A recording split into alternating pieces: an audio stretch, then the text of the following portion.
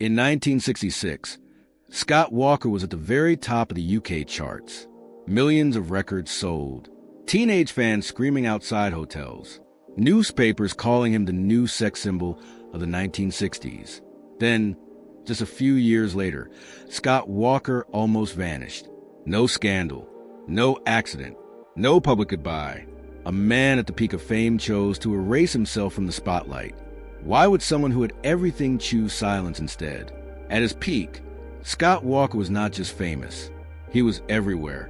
Between 1965 and 1967, the Walker brothers placed multiple singles at #1 on the UK charts.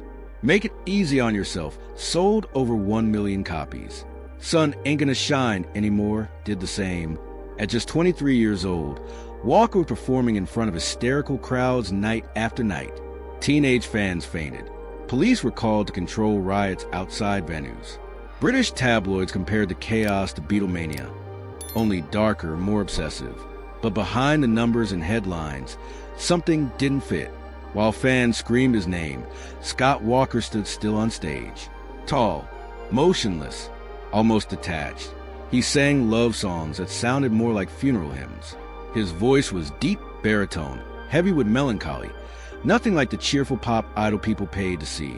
In 1967, when the Walker brothers were at their commercial peak, Walker made a move no one expected. He began recording solo albums inspired by European cinema, Jacques Brel, and orchestral arrangements that radio stations didn't want. The sales dropped. The confusion grew. Critics were stunned. Fans felt betrayed. The industry tried to push him back into the mold that made money. And this is where the real contradiction becomes impossible to ignore. At the exact moment the world wanted more Scott Walker, he wanted out. How does someone walk away when fame is still rising, not fading? Scott Walker was born Noel Scott Engel in 1943 in Hamilton, Ohio, far from the stages and screaming crowds that would later define him. His childhood was not shaped by chaos or poverty in the obvious sense, but by something quieter and more corrosive: emotional distance, instability, and a persistent feeling of not belonging anywhere for very long. His parents' marriage did not last, and after their separation, Walker moved repeatedly with his mother, drifting through cities and environments without roots. There was no stable home to return to, no fixed sense of identity to grow into. Even early on, he learned how easily life could change direction without warning, and how little control a child truly had over the world around him. Music became refuge before it became ambition. As a teenager, Walker gravitated toward records that felt heavier than his years, drawn to dramatic voices and emotionally loaded arrangements rather than simple pop melodies. He was already uncomfortable with surfaces, with anything that felt shallow or performative. Those who knew him later would describe him as introspective to the point of withdrawal. A young man who observed more than he spoke, who seemed permanently aware of the gap between how things looked and how they felt. That gap would become the defining tension of his life. When his musical career began to accelerate, it did so without giving him time to mature emotionally into it. Success arrived before self-understanding. Fame came before identity. The industry quickly decided who Scott Walker was supposed to be: tall, handsome, mysterious, marketable. But that version had very little to do with the person underneath. He did not grow up dreaming of being admired by millions. He did not crave visibility. In fact, attention unsettled him.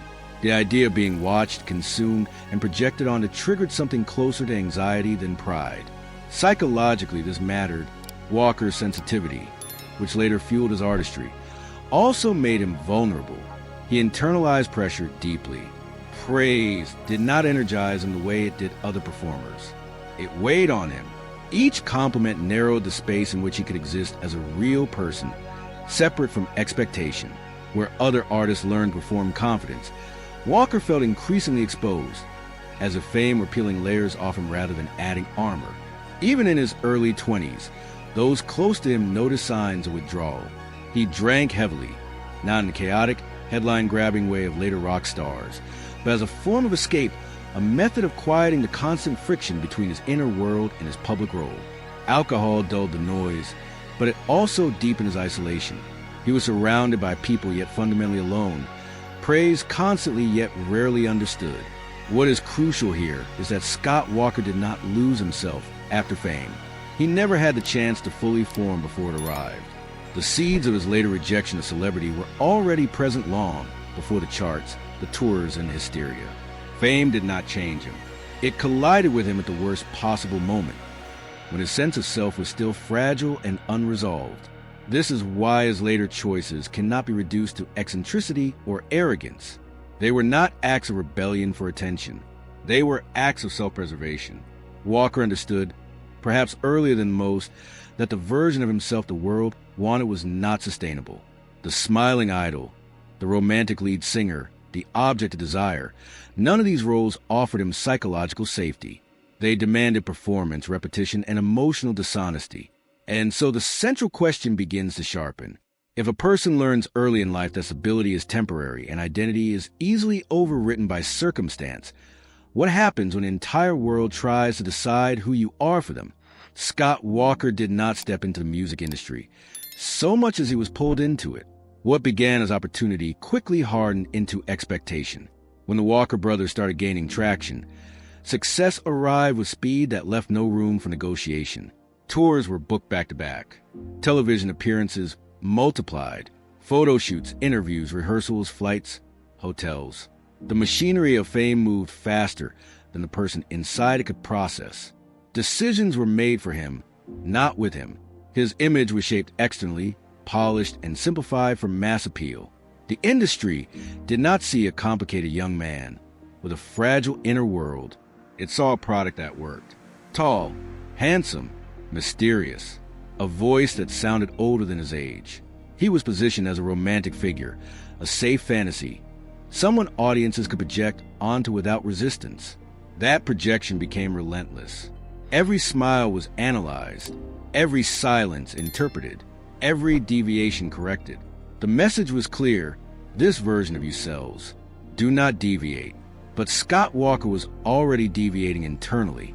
He listened to music no one around him understood. He was drawn to European chanson, to orchestral arrangements, to lyrics steeped in ambiguity and emotional weight. He admired Jacques Brel not because he was popular, but because he was uncompromising. This created a widening split. On stage, he performed songs chosen for mass consumption. Off stage, he absorbed influences that pointed in the opposite direction. The more successful he became, the less aligned he felt with the work attached to that success. What made this phase especially damaging was the absence of pause. There was no moment to ask whether this life was sustainable. There was only momentum. Applause replaced reflection.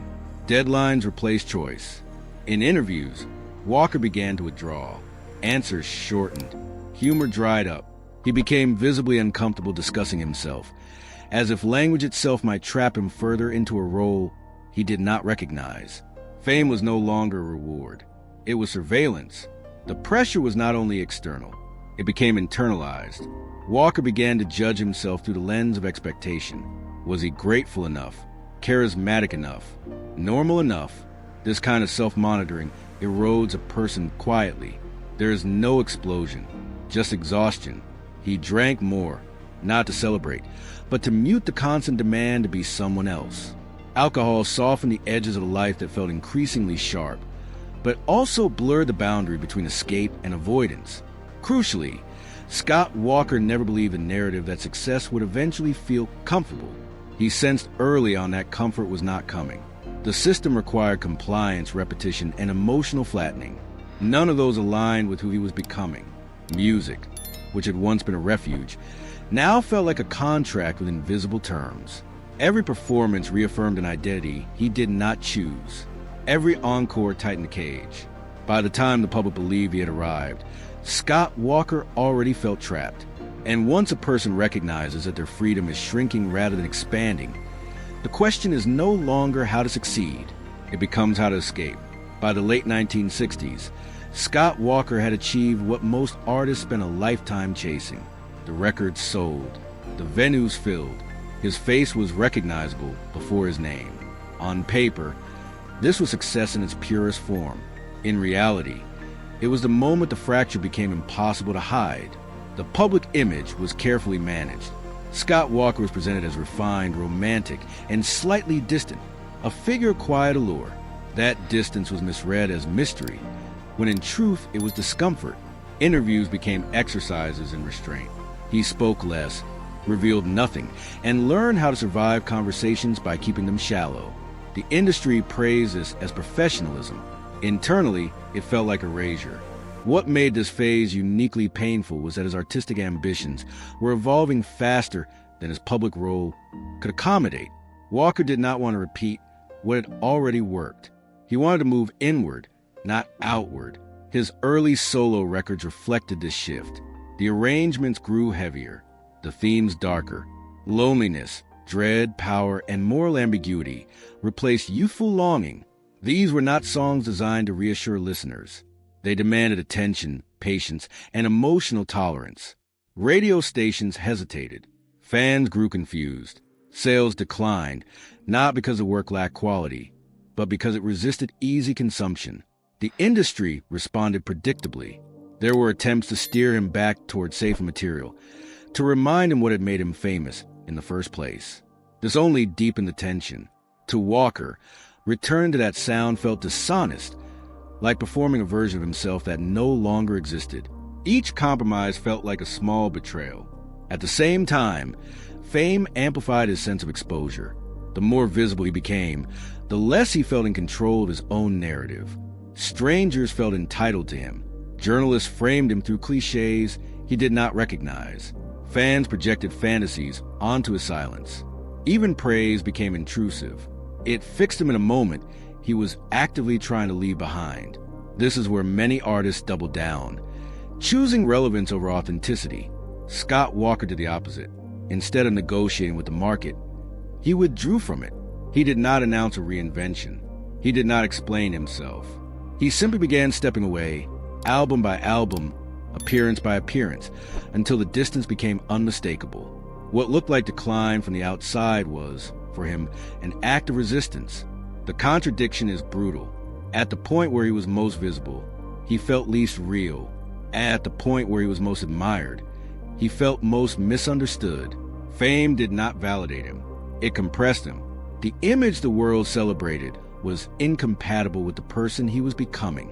And once that incompatibility becomes clear, the choice is stark. Do you protect the image that sustains your status? Or do you protect the self that allows you to survive? What followed was not a breakdown, and it was not confusion. It was a withdrawal carried out with patience and intent. Scott Walker did not slam the door on fame. He closed it slowly, deliberately, as if making sure it would not reopen by accident. Appearances became rare. Interviews were declined. Tours stopped making sense to him. The noise that once surrounded his name began to thin out. And for the first time, that silence did not feel like punishment. It felt like relief. From the outside, this period looked like self-sabotage. Record labels worried. Journalists speculated. Fans waited for a return to form that never came. But Walker was not drifting. He was recalibrating. He understood something most artists avoid admitting. The version of success he had achieved required him to perform a role that was slowly destroying his psychological stability. Stepping away was not an act of fear. It was an act of survival. When he reemerged musically, the shift was unmistakable. The work no longer sought approval. It no longer explained itself. Songs stretched into unfamiliar shapes. Traditional melody loosened its grip. Silence became structural, not accidental. Listening now required effort. Discomfort was no longer a side effect. It was the point. Walker had stopped writing for an audience he did not trust and started writing from a place that did not ask permission. The themes grew colder, heavier, and more disturbing. Power, authority, violence, moral collapse. These were not confessional lyrics disguised as art. They were examinations. Walker was no longer interested in emotional relatability. He was interested in confronting what people preferred not to sit with. The music did not offer release. It offered tension, and many listeners could not follow him there. Commercial consequences arrived quickly and predictably. Sales declined. Radio support disappeared. The infrastructure that once elevated him quietly disengaged. But unlike before, Walker did not panic. He did not negotiate. He did not soften the edges to win people back. He accepted the loss with a kind of calm that unsettled those watching from a distance. For the first time in his career, the work belonged entirely to him, unmediated by expectation. This period is often misunderstood as isolation caused by failure. In truth, it was isolation chosen over compromise.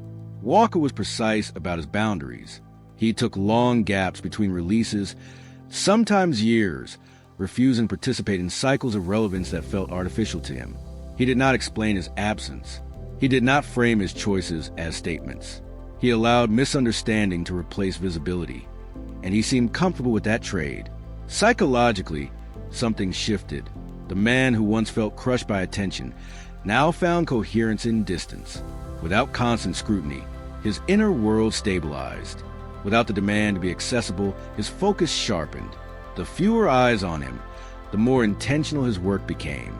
Silence was no longer a void to be filled. It was a tool. It protected him from being consumed again. There is something deeply unsettling about this phase because it lacks drama.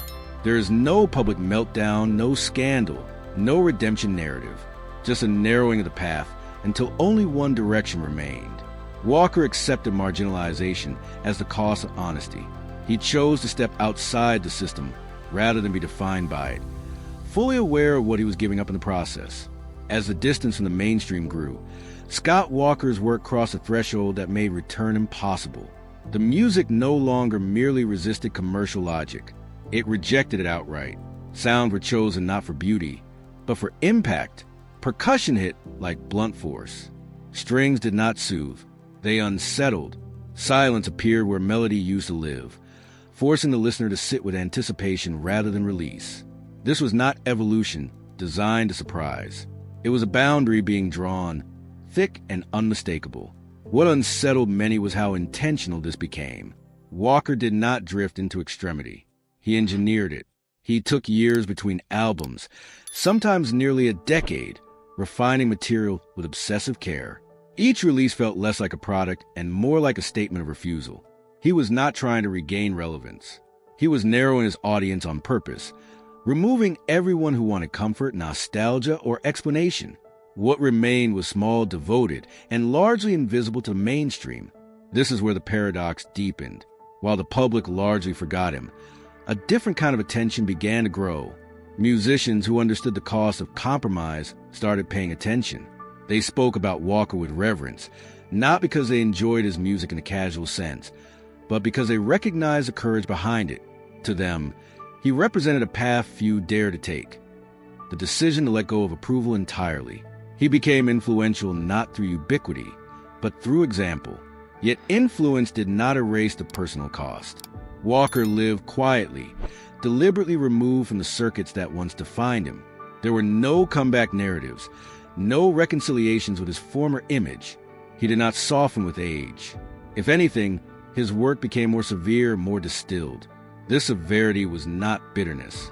It was consistency. He had made a choice, and he honored it without hesitation. Psychologically, the solitude was complex.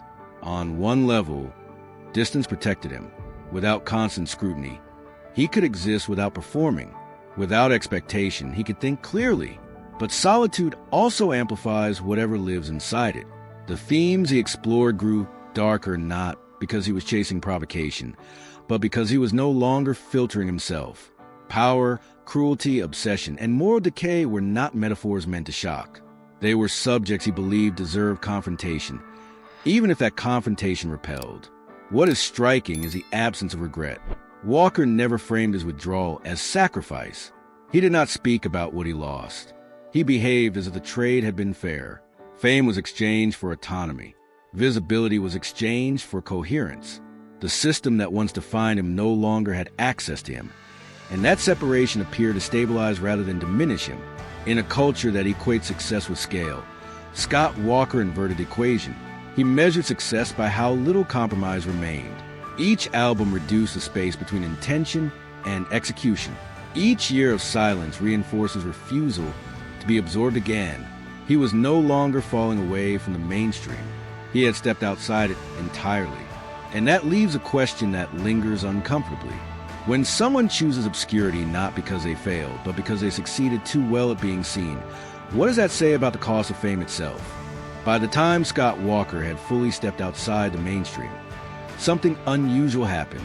His absence began to speak louder than his presence ever had, while the public memory of him faded. A different conversation quietly took shape beneath the surface of popular culture. Artists who had grown wary of the compromises demanded by success started tracing their own doubts back to his choices. Walker was no longer a star to emulate. He became a reference point, a cautionary figure, and, for some, a model of integrity.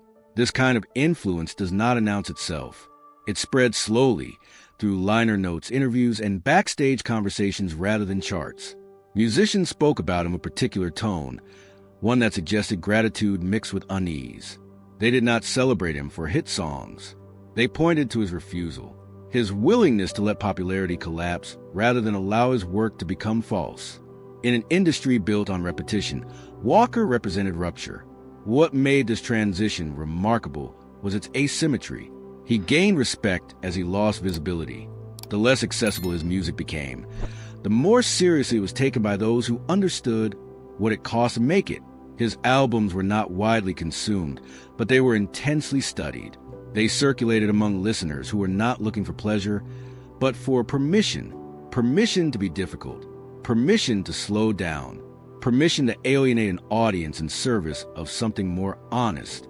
Walker never positioned himself as a mentor or a symbol. He did not articulate a philosophy.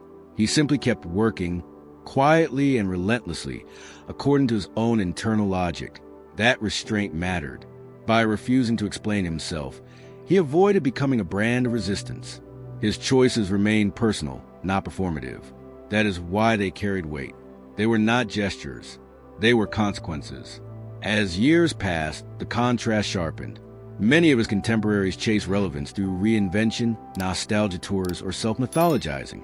Walker did none of this. He did not reconcile with his past in public. He did not soften his sound to invite reassessment. He allowed time to do what it would, confident that misunderstanding was preferable to distortion. In doing so, he redefined legacy as something that does not require mass recognition to endure. This phase reframes the entire narrative of his life. What looked like disappearance becomes continuity. What looked like decline becomes alignment. Walker did not vanish. He relocated his work to a space where it could exist without distortion. He accepted that most people would never follow him there, and he made peace with that reality. The result is a legacy that resists summary.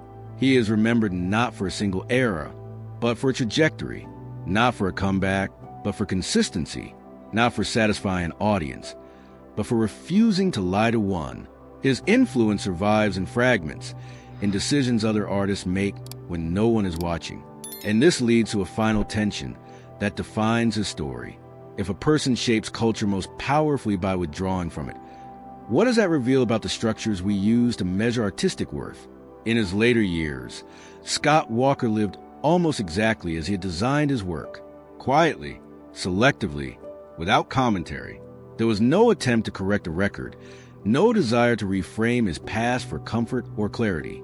He released music slowly, with long stretches of silence in between, as if time itself had become part of the composition. Each appearance felt deliberate, never obligatory. He did not return to explain himself. He returned only when there was something precise he needed to say. By this stage, his audience was small but intensely attentive. These listeners did not wait for reassurance. They waited for honesty. They understood that what Walker offered was not pleasure in the conventional sense, but confrontation.